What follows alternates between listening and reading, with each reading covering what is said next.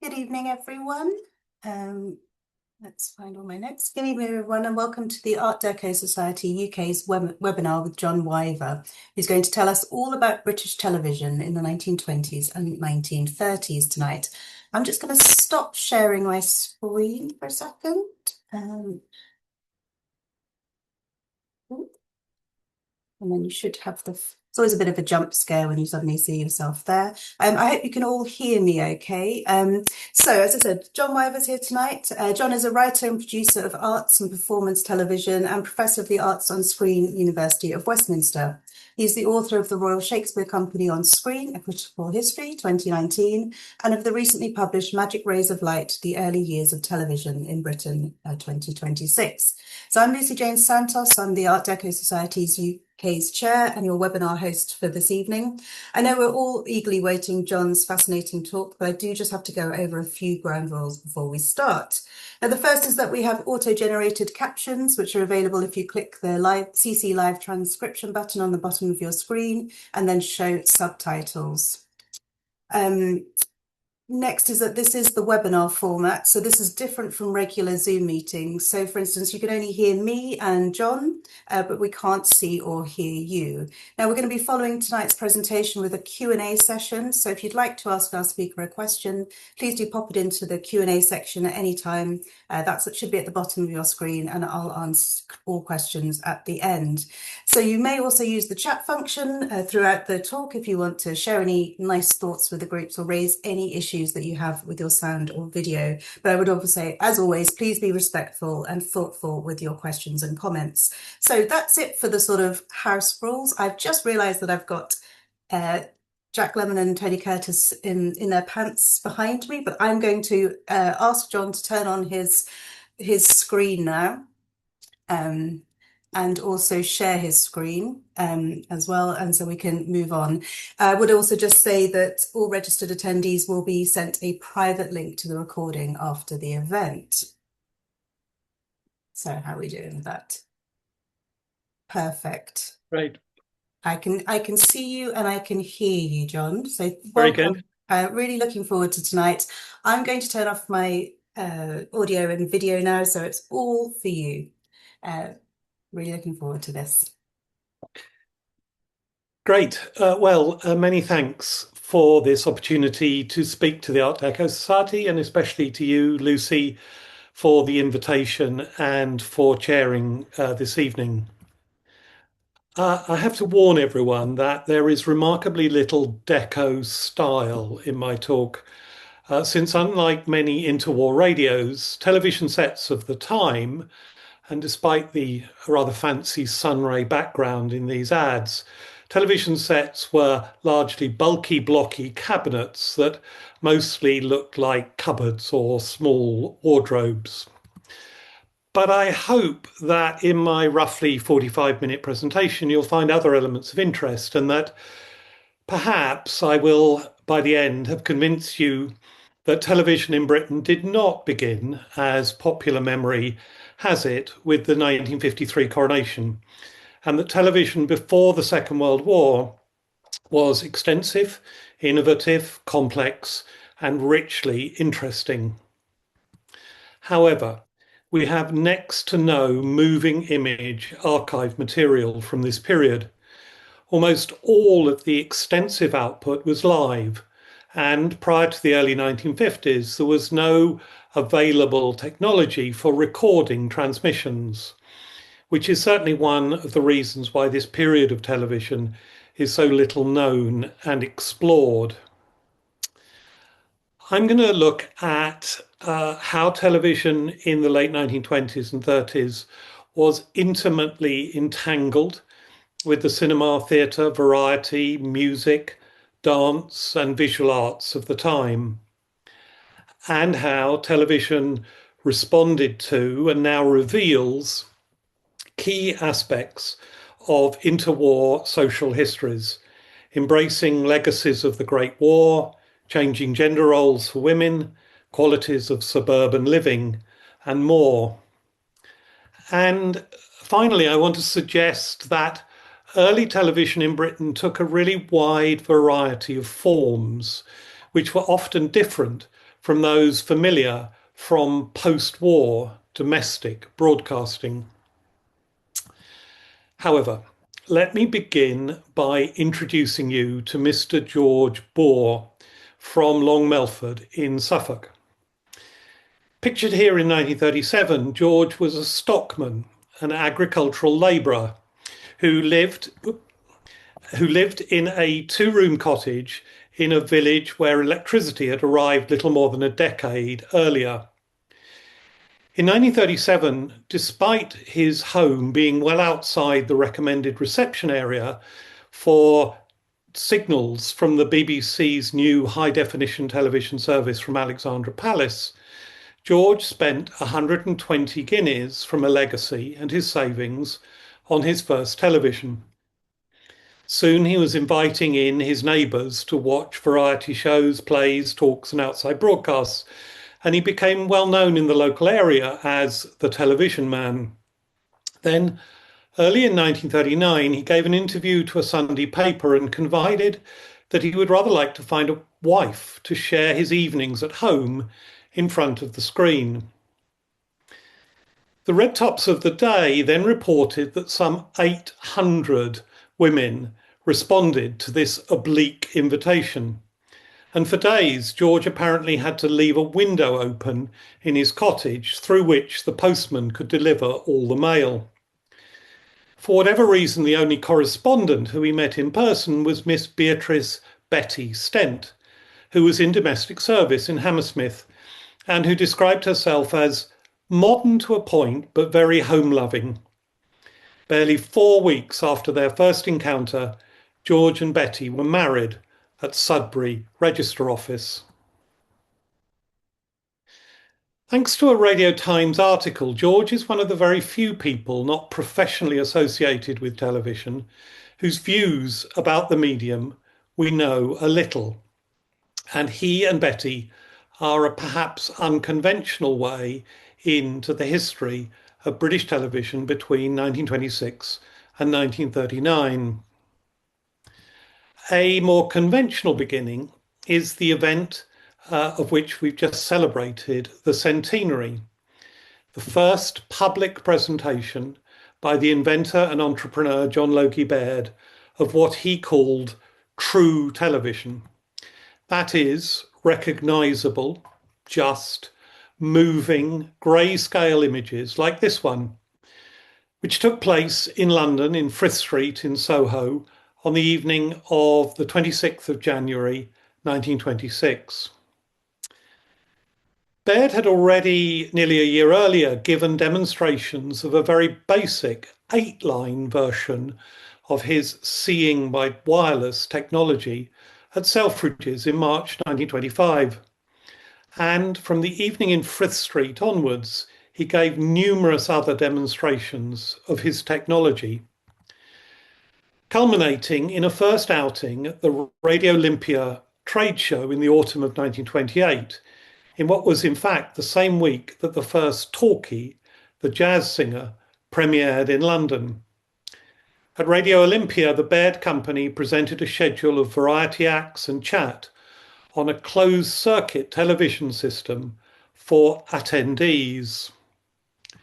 Following which, with an experimental license from the GPO, the company started 30-line transmissions for a few hundred owners of televisor receivers, which offered a very basic picture in portrait format, which you can see on the right there, that was little larger than a credit card. You also needed to have a radio next to the televisor, since the sound was transmitted separately.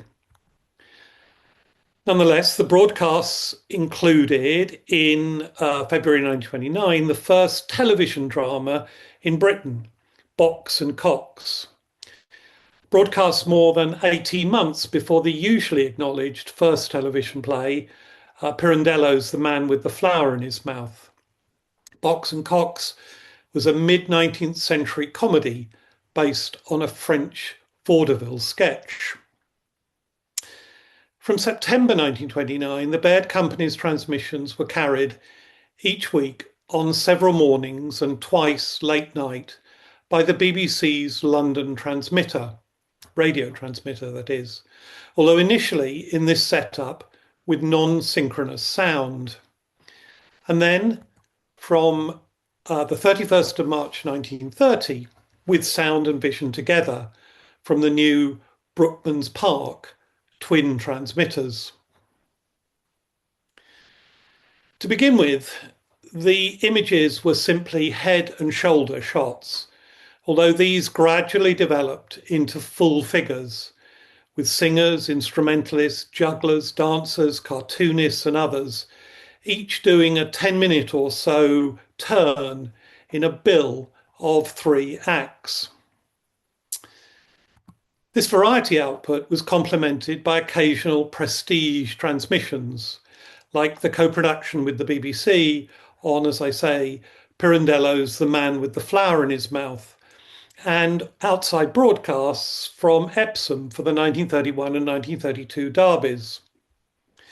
These broadcasts ran for 27 months until June 1932, when the BBC took them over fully and continued transmissions several times a week until September 1935. These 30-line broadcasts, initially from the Baird Company and then from the BBC, have been marginalised, trivialised and largely forgotten, both by the industry itself and by later commentators. But under Baird's producer Harold Bradley and then producer Eustace Robb at the BBC, television developed very significantly in these years, working with a wide range of performers, introducing talks and programmes about the arts, developing elaborate reviews, and in particular, as I'll explore in more detail in a bit, collaborating with many of the key figures of the emerging ballet and dance world in London. First from the Baird studio in Covent Garden's Long Acre, then by the BBC from a basement in the new broadcasting house, and lastly in this studio at 16 Portland Place. There were important developments in camera handling, studio lighting, although everything here was done in the pitch dark with the flickering beam of a scanner reflected back to photoelectric cells to create the image. In scenic and graphic design, and even the earliest forms of mixing between shots. The fundamentals of television's studio operations and screen language began here. These 30-line broadcasts continued, as I say, until September 1935, by which point it was clear to the Post Office, which oversaw the service, to the BBC, where interest in the new medium was slowly starting to develop, and to the press of the day, that a more ambitious, regular service with much higher image quality was now both technically possible and desirable. So following the recommendations of a government-appointed committee which reported in January 1935, the BBC's high-definition service was established, working with 405-line transmissions. And remember, our high-definition pictures today have well over 1,000 lines. These were 405-line transmissions in landscape format from studios newly built at Alexandra Palace. This service ran from November 1936, with a number of earlier test broadcasts, to the beginning of September 1939, and is far better known and documented than 30-line television. And across 34 months, this service, initially 6 days a week, since Sundays were dark, produced an astonishing range of dramas, features, talks, variety, comedy, ballet, music, opera, outside broadcasts, and more. Broadcasting for an hour or more from 3 p.m, and then for an hour increasing to 2 from 9 p.m, initially, as I say, 6 days a week, and then from April 1938 on Sundays too. The range and achievement of Alexandra Palace, AP, is ceaselessly ambitious and endlessly innovative. More than 300 plays, numerous talks on science, history, and the arts, lifestyle programming for the suburban audience, large-scale ballets, the first outside broadcasts, and the first studio documentaries, along with technical advances too, like the penumbroscope, which was a projection system for shadows and shapes used in the tight spaces and resource squeeze studios to suggest settings for programs, including dramas like this lavish production of the Chapek brothers' bizarre fantasy, The Insect Play. The audience, confined to the London area, was initially tiny, just a few hundred sets. But by September 1939, it had grown to around 20,000 receivers, serving an estimated audience of some 60,000, mostly well off, the sets were very expensive, middle class inhabitants of the rapidly growing suburbs, but not exclusively so, as our earlier acquaintance with George Bohr demonstrates. The programme output for these viewers was intimately entangled, as I said, with the cinema, theatre, variety, music, dance, and visual arts of the time. There are innumerable aspects of this integral intermediality of early television. But the thread I'm going to pull out here is the relationship between pre-war television and the classical dance world of the 1930s, when, in the wake of the dissolution of the Ballet Russe after Sergei Diaghilev's death in 1929, a British ballet scene developed that post-war would conquer the cultural world.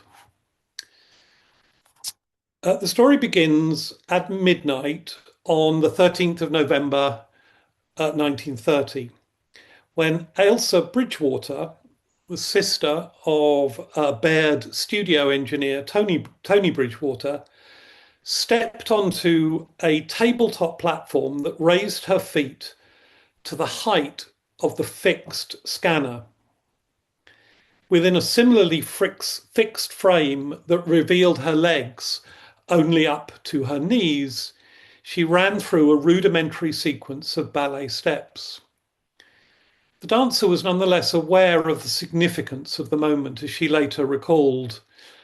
Quote, an indescribable feeling of romance inevitably pervaded the tense moments of the next half hour, with the thrill and realization that this was the foundation of a new means of presenting the art of dancing to the public. Soon, as the 30-line scanner permitted full-length images, dance became a regular feature of the Baird broadcasts. And this continued after 1932 at the BBC, in large part thanks to the personal interest of producer Eustace Robb.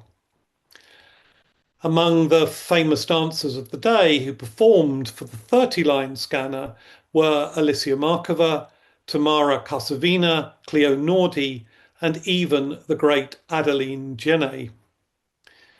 But this is a remarkable image of the young Australian Laurie Devine, famed for her acrobatics and her masks in the 30-line studio, where she performed on numerous occasions. Former Diaghilev star Lydia Sokolova became an enthusiastic collaborator in Robb's mission to broadcast ever more lavish presentations. And in all, extracts from at least 13 repertory ballets were presented, as well as numerous non-repertory solos and duos, together with 3 full ballets given in an abridged form, all from this tiny 30-line studio. Three abridged operas, Carmen, Orpheus, and the Tales of Hoffmann, were also given, with substantial contributions from dancers. And there was original choreography for the screen also. From 1936, producers at Alexandra Palace enthusiastically extended the 30-line presentation of dance on screen. And much of the output was contributed by the two rival companies of the time, led by Ninette de Valois and Marie Rambert. This was the moment when the two women, who had both worked with Diaghilev and with the Ballet Russe, were starting to establish the foundations of modern British ballet. Marie Rambert's dancers were first seen in a mixed programme just 3 days after AP's opening night. The rival Vic Wells Ballet, the creation of Ninette de Valois in partnership with Lillian Bayliss at the Old Vic, first performed 6 days later. Producer Cecil Madden recalled that Miss Bayliss had rung him immediately after the Rambert show and demanded that her company must also be seen on screen. Television played a significant role in the ascendancy of the Vic Wells company. And between 1937 and 1939, the medium regularly showcased its dancers, including Margot Fonteyn and Robert Helpman, and the creations of the company's choreographers, most especially Frederick Ashton and de Valois herself. Among their ambitious productions to be screened was the 40-minute transmission of de Valois' Checkmate, with music by Arthur Bliss and costumes and decor by the modernist designer E. McKnight Kauffer.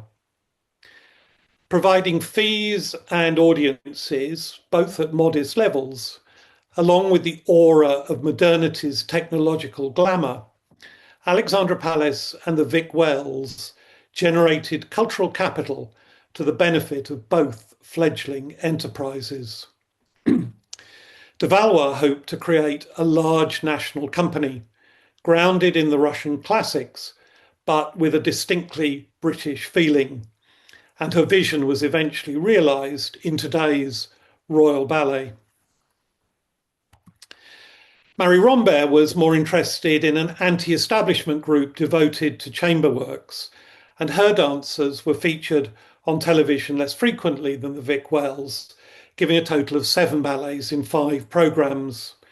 The most substantial Rambert production for television was as the Mercury Ballet in a March 1938 presentation of a work called The Bar at the Folies Bergère, based on Manet's painting. There was an extensive amount of other television dance too, including original choreography and appearances by companies visiting London, as with Kurt Juss's Ballet Juss, which had fled Nazi Germany, and the Basil Blum Ballet Russe de Monte Carlo, which claimed Diaghilev's legacy and were televised in the summers of 1937, 38 and 39. Especially innovative was this rehearsal class broadcast by the company that producer D.H. Munro recalled as a completely unscripted, unrehearsed programme. Just a bare studio with 1 or 2 odd bits of scenery and Arnold Haskell, the famous ballet critic, in front of a studio monitor to do a running commentary. The cameramen were in certain positions, one on a low tripod, one overhead in the gantry and another on a tracking dolly. And it was shot completely off the cuff. I think this was one of the most successful programmes I ever did. Comparable intermedial interrelationships can be traced for the film industry, as in a 1937 series of ambitious broadcasts from London's 3 main film studios. And for the theatre, with frequent West End shows going before the cameras, and from the autumn of 1938, a series of outside broadcasts from theatres of full-length shows, including twice Me and My Girl from the Victoria Palace. And there were connections and crossovers with the visual arts, with programmes introduced by John Piper, Myfanwy Evans as here, and Paul Nash, and with architects, including Serge Shamayev, Bertold Lebetkin, and even Frank Lloyd Wright as guests. Television engaged with the opera world of the day also, as in this broadcast of Act Two of Wagner's Tristan and Isolde, in which two young actors mimed the parts of the young lovers, while off-screen, two prominent singers of the day sang their roles, along with a 30-piece orchestra. One other strand of programming that I'll highlight was outside broadcasts. On the last Friday in April 1931, a recently introduced mirror drum scanner was used for the first time to broadcast images taken in daylight. From the roof of Baird Television's building in Covent Garden, images of team members among the chimney pots were switched into the morning's transmission, making this low-key demonstration British Television's first outside broadcast. A fortnight later, a second OB was broadcast from the street outside the Longacre offices. We had presented to our gaze, an admiring observer recorded having watched a televisor inside the building, business people, Covent Garden porters, and a policeman who obviously had come along to see what was happening and why the crowd had congregated. The fickle weather and the sun coming and going, and as a consequence, the signal strength wavered, but nonetheless, the witness reflected the ramifications of this new development can well be left to the imagination of our viewers. When the service from Alexandra Palace opened, outside broadcasts were initially achieved by rolling one of the studio cameras out into the park and taking pictures using a heavy cable umbilically connected to the studio.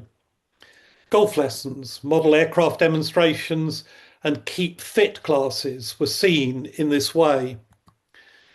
But the breakthrough came in May 1937 with the introduction of a mobile control room that broadcast images of the coronation procession from Hyde Park Corner. After this, there were live transmissions from Wimbledon, Arsenal's football ground at Highbury, the Oval for test matches, swimming galas and athletics meets. And of course, BBC Television developed its mutually beneficial relationship with royalty, building on that established by radio, with scenes of Trooping the Colour and the King and Queen's departure from Victoria Station on their state visit to North America. All of this output inevitably responded to and now reveals to us key aspects of interwar social histories. There are important stories of class here and of gender. But the strand I want to pull out is how television reflected and refracted the legacies of the Great War. At the most obvious level, Armistice Day was hugely important in the television year, with a schedule of studio programmes on the 11th of November 1936, the first such day from Alexandra Palace, a schedule including an elegy of poems and music played against shots of this model created by in-house designer Peter Bax. In 1937 and 1938, there were outside broadcasts from the Cenotaph, as well as major plays on each evening. Journey's End in 1937 and The White Chateau in 1938. And this was another component of television engaging with the memories of the Great War. There were a further 10 or so plays that presented the conflict and its legacies, including Ernst Johansson's brigade exchange set in a German telephone dugout on the Western Front, which had first been produced for radio in Munich in 1929. However, beyond direct portrayals of the battlefront on stage, wartime trauma was also worked through into war in other plays and in popular fiction. The critic Clive Barker has written about the theatre of how stage ghosts, horror plays, crime dramas, and thrillers of the 1920s and 30s, all with what he calls their illusory portrayals of death, became ways for audiences to distance themselves from and so deal with the pains of absence created by the mass slaughter of war. Aiming, as on stage, to banish the shadows of the war, television crime stories and thrillers rapidly developed in ambition and sophistication. Visceral thrills were provided especially by adaptations from the stories of the prolific, and by the time AP went on air, dead Edgar Wallace. His play The Ringer was a hit for AP as the fourth Wallace tale to reach the screen in a little over a year. This followed productions of On the Spot, with a production shot pictured here, The Case of the Frightened Lady, and Smoky Cell. Moreover, it's very striking that television in these years seems to have been fixated on looking at disciplined, moving bodies. In the early months, AP offered variety chorus lines, performers in ballets, boxing training and bouts, demonstrations of jiu-jitsu, of table tennis, of modern foil fencing and 18th century swordplay, plus on film, ice hockey, along with keep fit classes and displays by the Army School of Physical Training. One such, given the near nakedness of the wrestlers, boxers, gymnasts, and keep fit demonstrators, was the sense of permitted, if entirely unacknowledged, eroticism for women as well as for men, which was also offered by shots of parading models in swimsuits and, whether in ballets or revues, synchronized and choreographed bodies in skimpy costumes. Another equally unrecognized component of this fascination with the moving body was almost certainly the reassurance and comfort that images of sound and healthy living bodies brought into the homes of families that for the past 2 decades had lived with lost, destroyed, and deeply damaged bodies from the Great War. In a display of attractive women's physiques, disciplined and coordinated, just as in a tussle between the muscled and oiled figures in a wrestling contest. The world that had been ripped apart after 1914 was somehow, in the smallest of ways, restored and made whole again. The final strand I want to introduce here is the idea that early television in Britain took a wide variety of forms, which were often distant from those familiar from post-war domestic television. At most, as I've said, just before the declaration of war in September 1939, there were around 20,000 domestic sets in operation. And right through the 1930s, far more people encountered television in public contexts rather than at home, in viewing rooms and department stores, as here with Selfridges' own closed-circuit television system in 1939, in bars and restaurants, at trade shows, at popular exhibitions like that at the Science Museum in the summer of 1937, which supposedly attracted 250,000 visitors. But the form I want to highlight here is that of cinema television. Large screen, projected electronic images in cinemas and theatres.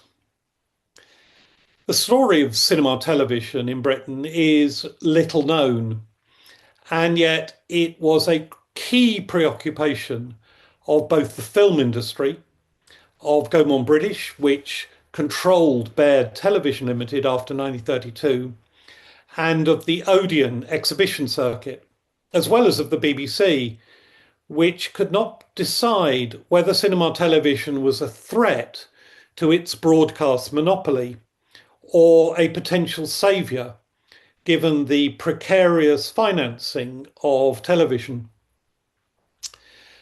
From the cinema screening of the 1932 Derby through to the Boone-Danaher boxing match in February 1939, the idea of cinema television was a potent one.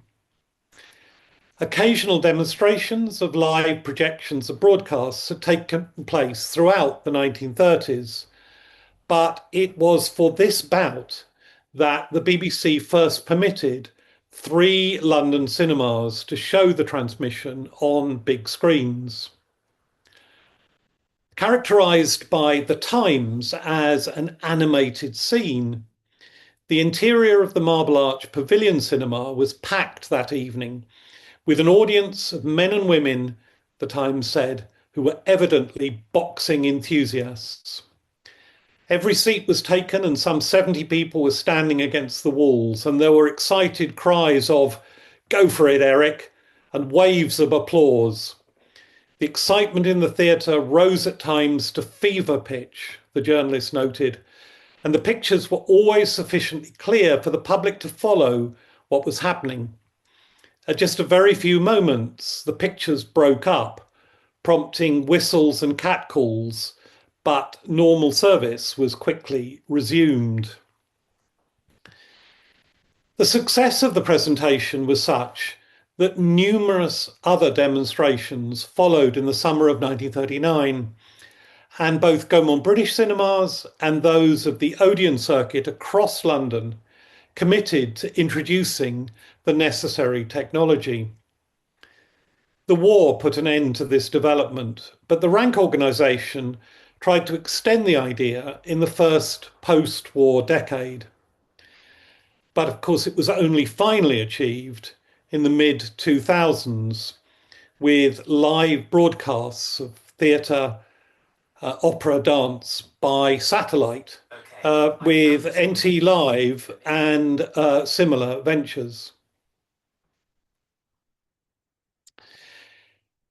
Given that, as I've said, we have next to no recordings of this rich history, I want to take just a moment to outline how television as a cultural form in these years can nonetheless be explored in detail. Extant recordings or films of material created for pre-war television, run without a break, would last for no longer than an episode of Strictly.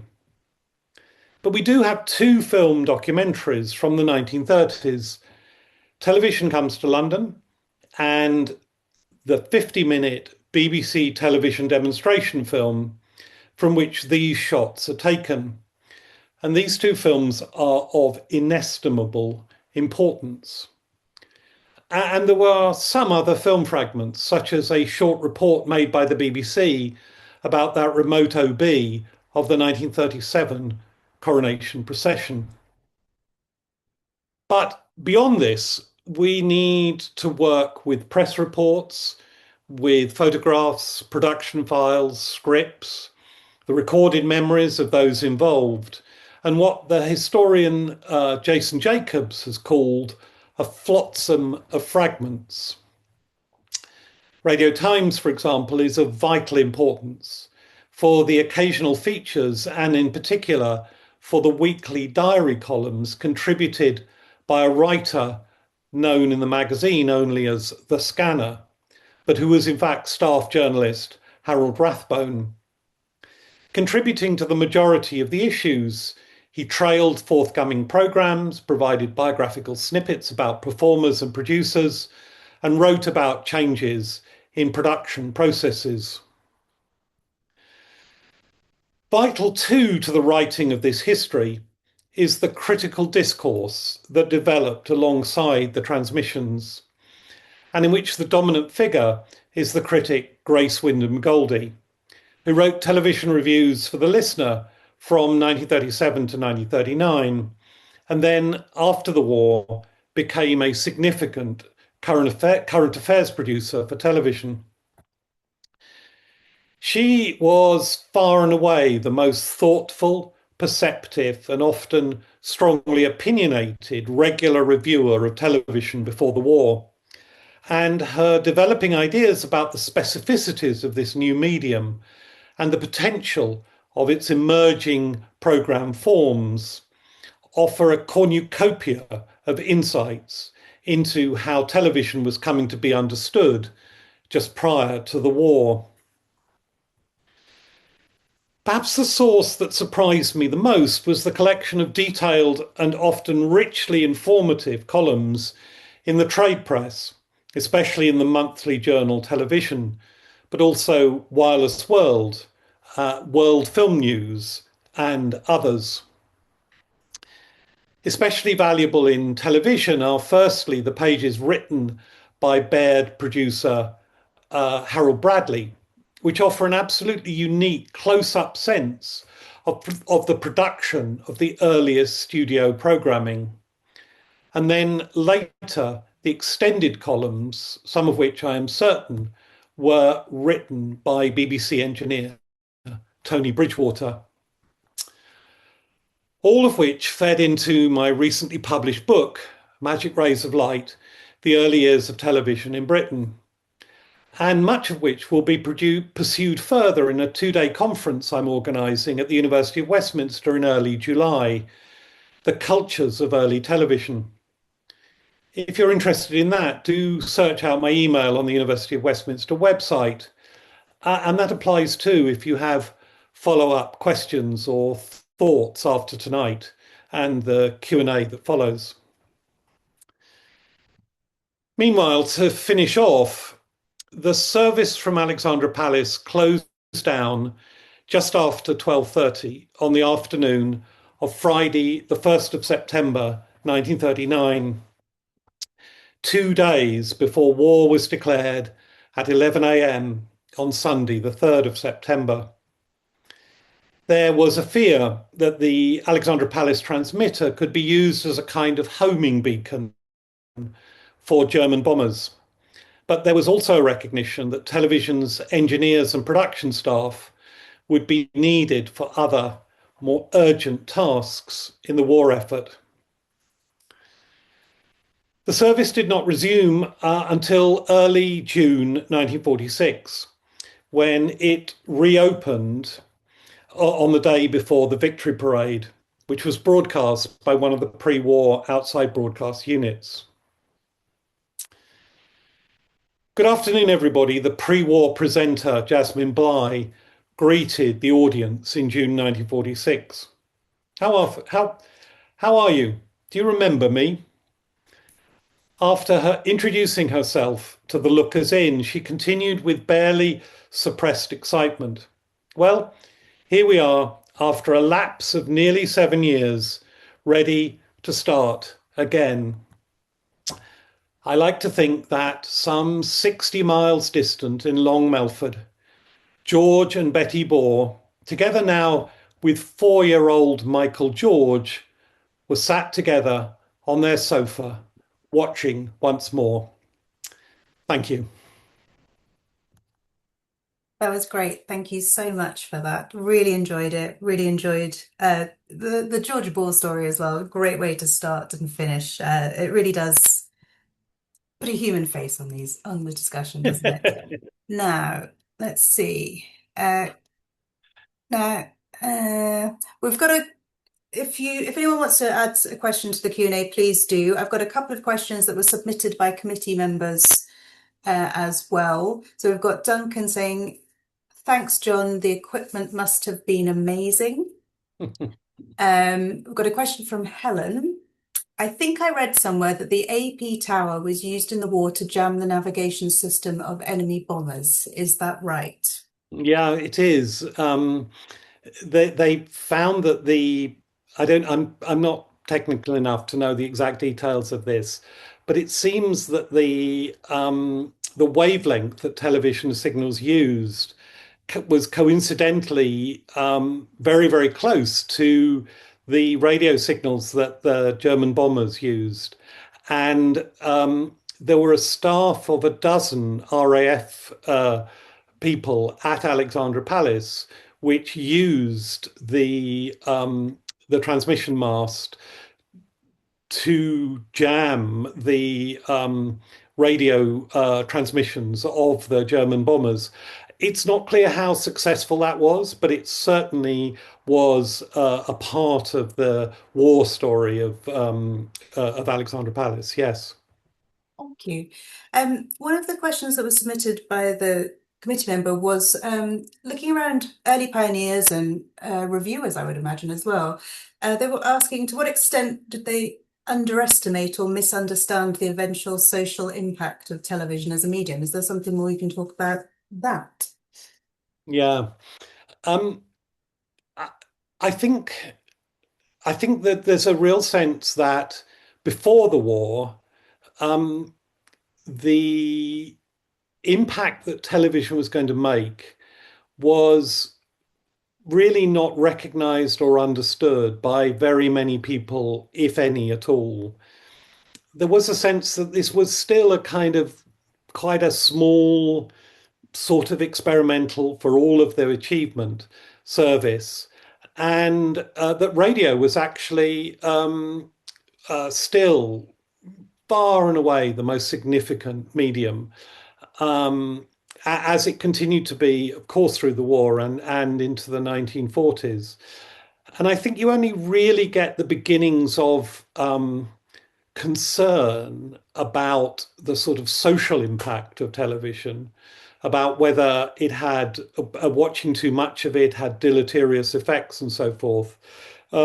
Towards the end of the 1940s, um, I think the people who were involved in it or interested in it, like Grace Wyndham Goldie, were simply excited by what the possibilities might be.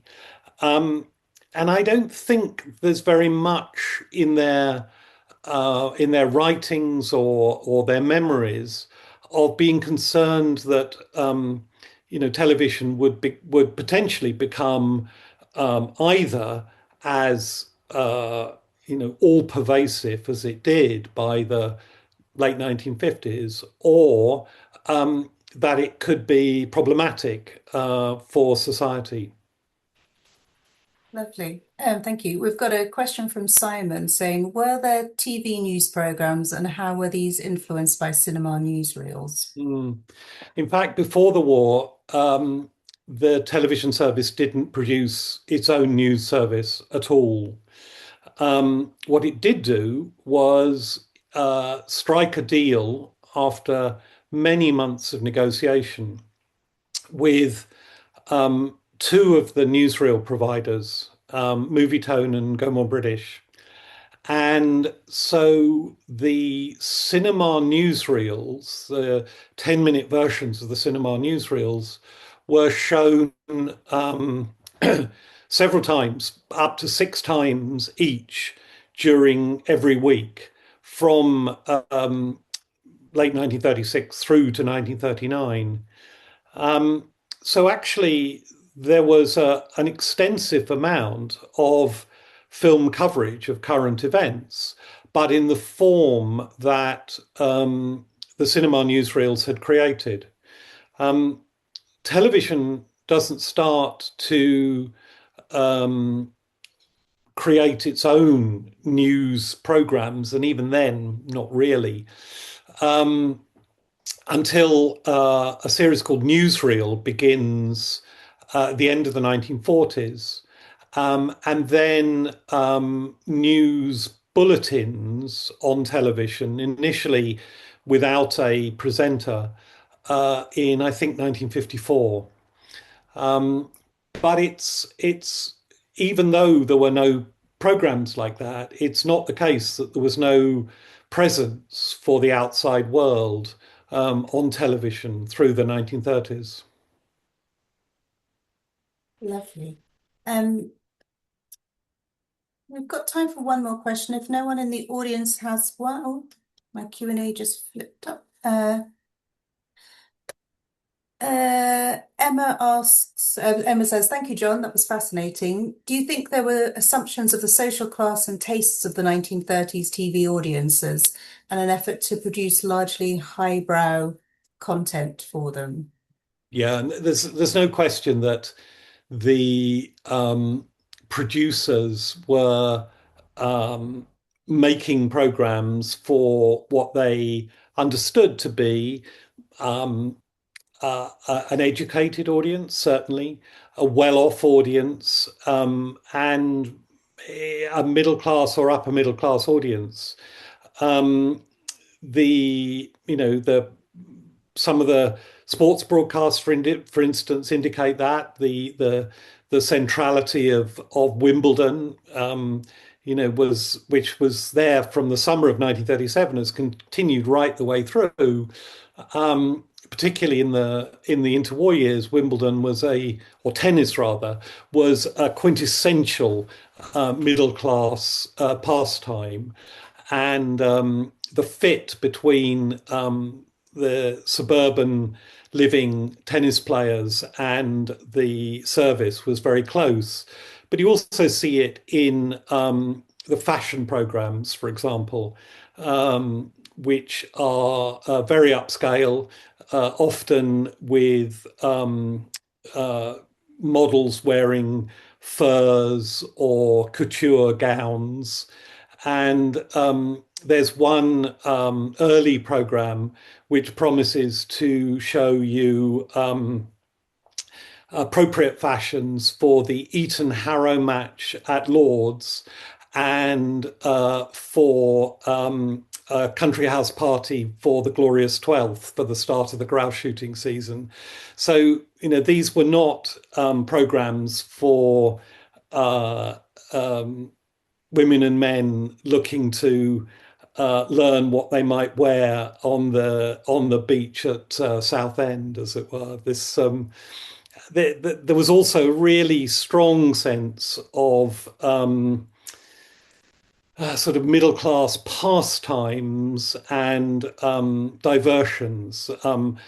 There were a number of bridge lessons, for example, broadcast on television, and sort of quite upmarket quiz shows, and spelling bees, all of which were pitched at a very particular kind of class composition of an audience. Lovely. And we do have another question about were there children's programs during this Mm, period as well? almost none. Uh, there were a lot of puppets, both in the 30-line television service and from AP. Puppets were marionettes, mostly string puppets, were very, very popular, at least for the producers, because the scale fitted the screen very easily. And also, by and large, they didn't have difficult agents to ask for high fees and make demands and so forth. But the puppets were conceived to for a general audience, not for a children's audience. It's only after the war that we start to get Andy Pandy and the Wooden Tops and so forth. Um, it's right in the summer of 1939, in part because there was no real audience research. But the BBC did a couple of initiatives where it basically asked people to send them postcards of what they liked, with what they liked and what they didn't like written on them. And then in the early 1939, they organised a tea party in the in Broadcasting House, where they invited 100 viewers to come and question the executives and tell them what they wanted. And the dominant thing that came out of that, and the other um, uh, minimal audience research, was that people wanted children's programs.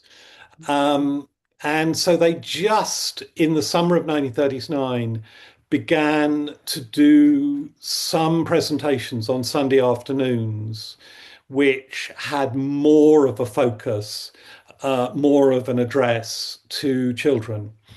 But they're occasional through the summer of 1939. And the idea of children's television doesn't really start until after the war. Lovely. There's one last question, and that was, what do you think modern audiences most often misinterpret, sorry, about the experiences of watching television in its earliest years? Um, I suppose I think we, all of us, me included, um, tend to imagine that television was sort of then was very like what television has been for all of us as we've grown up in the 70s, 80s, 90s, and so forth. Um, it was in black and white, it was a bit slower, it was a bit simpler, but we sort of think that television was much the same.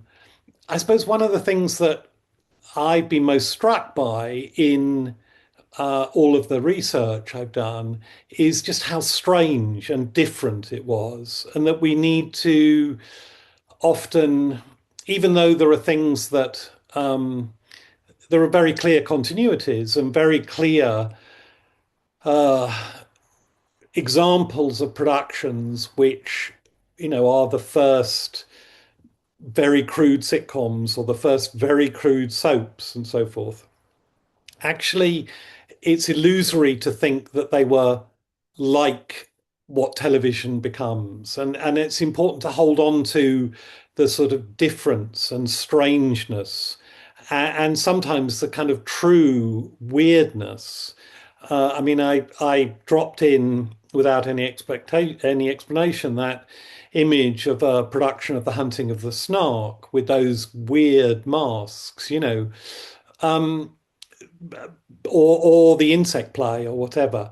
Television was really quite different in many ways, and I think it's important to hold on to that sense of difference and strangeness and celebrate it. Excellent. Thank you. That's a great answer. Thank you so much. That was a really, really fascinating talk. I've taken loads of notes. Absolutely amazing. So thank you so much. And thank you to everyone for coming as well. I'm trying to add things to the chat box as well. We've just got a few people in the chat saying thank you very much as well.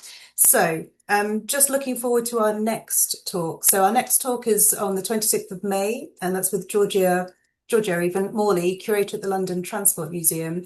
She's going to be giving us an insider's view of curating the recent Art Deco poster exhibition, which, if you haven't gone to see, is highly recommended. So that's the 26th of May. We also have on the 28th of July, Trackside Transformation, Mainline Railway Station Architecture, 1923 to 1947. 29th of September is Art Deco in the Air. It will also be our AGM. So all events are free for Art Deco Society members and £5 for everyone else. I highly recommend joining the Art Deco Society. We've just got again some thank yous in the chat box. So Carrie says, most interesting, thank you. Becky, thank you, very interesting. And Duncan, thank you, John, for the talk. And thank you, Lucy, for the hosting. That's always a good one. So that's it for tonight. Thank you so much for coming. There will be a recording sent to all registered attendees either tomorrow or the next day. And again, John, thank you hugely. That was wonderful. Good night, everyone.